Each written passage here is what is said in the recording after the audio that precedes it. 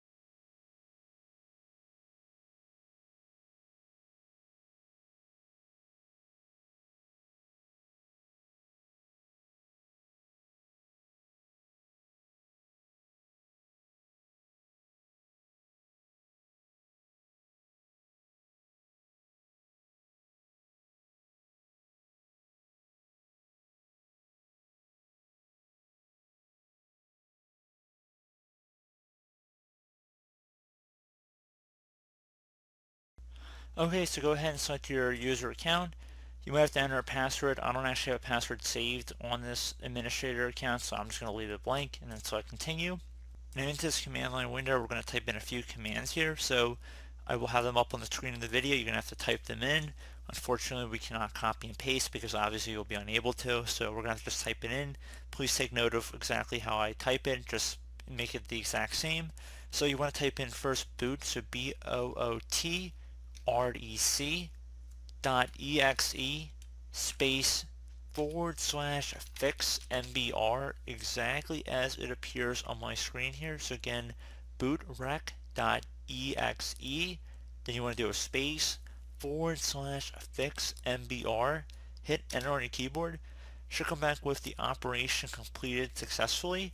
Now you want to type in boot, BOOT rec.exe space / fix boot. Again, bootrec.exe space / fix boot. Hit enter on your keyboard. If you come back with this access is denied, and only if it comes back with that, if it says the operation completed successfully, you can skip this next part, or this next command I should say. But if you're coming back with access is denied, you want to type in now boot, BOOTSECT /NT60 space SYS. So again, boot, BOOTSECT /NT60. So just type in 60, don't spell it out, followed by a space and then SYS. Hit enter on your keyboard to run that. Now that you've done that, attempt to enter in the fixboot command that we had access is denied for earlier. So we're going to type in boot rec.exe space /fixboot. This is the exact same command that we were trying to run, but it said access is denied. So we're going to try running it again. Should come back with the operation completed successfully. So that's what we want to see here. So now that you've done that, you want to go ahead and run the SFC utility. So just type in SFC space /scan now. Scan now should be two N's right back and back to each other, so all one word, followed by another space /off OFF boot BOOTDIR equals, and now you're going to type in the drive letter Windows is installed on. Most of you guys should be the C drive. If it comes back with an error, try a different drive letter. Your syntax or spelling may be off as well, so just make sure you type it in exactly as it appears here. So I'm going to type the C drive, so just C, basically only typing the letter C, followed by a colon, which is one dot on top of another dot. It's right next to the L key on the keyboard, but you have to hold down the shift key plus that key, so you don't want to have a dot followed by a comma underneath. You want to have two even dots, one on top of the other, followed by a backslash. Then you want to do a /off OFF WINDIR equals, and then the drive letter again, so C /Windows. So I know that was a lot here, guys. So again, SFC space /scan now space /off boot dir equals C /off WINDIR equals, so the equals sign, don't spell out equals. So that's for all of these. I don't actually spell out equals anywhere here. And that's followed by a C /Windows. Hit enter on your keyboard.